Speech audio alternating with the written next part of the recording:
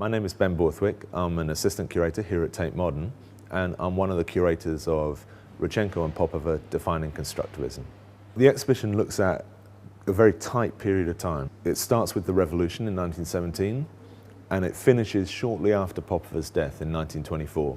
That was this kind of high moment of creativity and the exchange of ideas between these artists and their circle.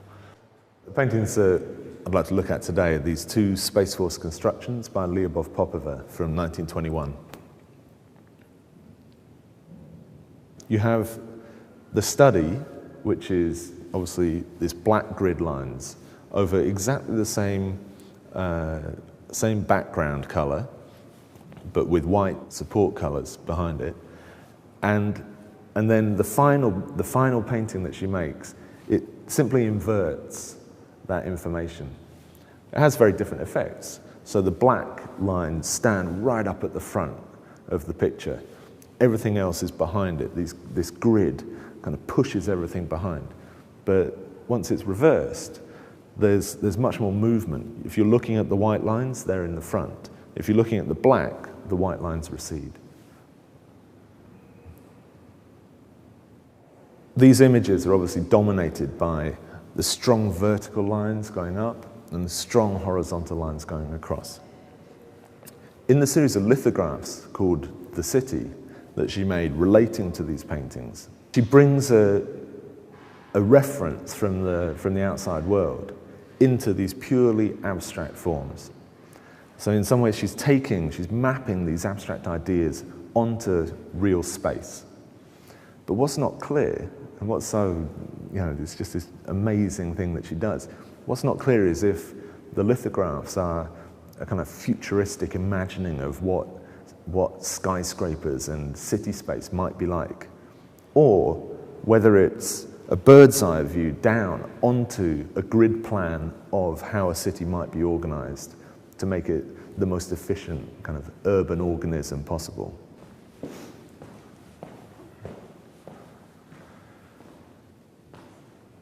So here we have two paintings by Aleksandr Rodchenko, construction number 90 and construction number 92 from 1919. They're both obviously line paintings. They're part of a series that he made, not necessarily creating 92 paintings in a row. The numbers refer to the drawings which he did. And so he made hundreds of drawings using a compass and a ruler. So like Popova, these paintings are obviously arrangements of vertical and horizontal and diagonal planes or angles on the picture plane. Rodchenko identified the role of the artist to be a kind of aesthetic engineer, to create the perfect organization of forms on the canvas. A lot of people will be familiar with Rodchenko's photograph and these sharp angles that he uses.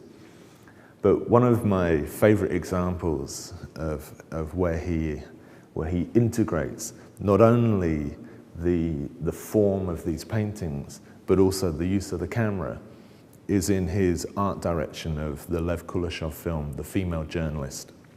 The thing that is particularly interesting is the lighting. And he casts light through the banisters of the walkway that the woman walks across. And it's almost exactly like these paintings.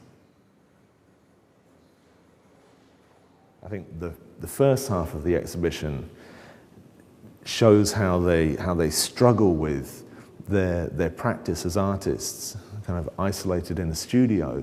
The idea is that they were able to capture the ideas of the laboratory period of the studio and then map it onto the surfaces of everyday life.